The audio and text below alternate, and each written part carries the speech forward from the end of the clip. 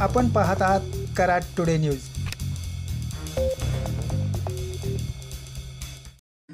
पुणे बेंगलोर महामार्गावर गेल्या 4 दिवसापासून नांदलापूर ते कोल्हापूर नाका दरम्यान सातारा बुजुकुडी जाणारी वाहतुकीवर सायंकाळपासून रात्रीपर्यंत परिणाम होऊ लागला आहे। ऐन दिवाळीत शहरात खरेदीसाठी येणाऱ्यांना तासनतास वाहतुकीच्या कोंडीचा सामना करावा लागत आहे। मात्र शहर हद्दीतील या मार्गावर वाहतूक पोलीस या दरम्यान कुठेच उपस्थित नसल्याचे चित्र पाहावयास मिळत आहे।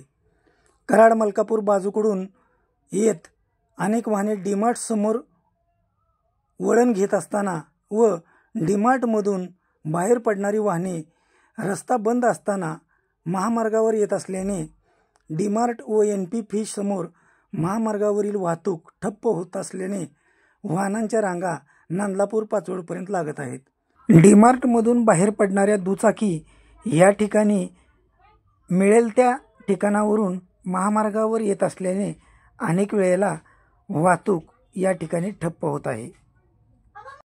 डीमार्ट व NP फिश नजीक कराड बाजूकडे येणारी वाहतूक नेमकी कशा पद्धतीने या ठिकाणी ठप्प होते हे आपण पाहू शकता।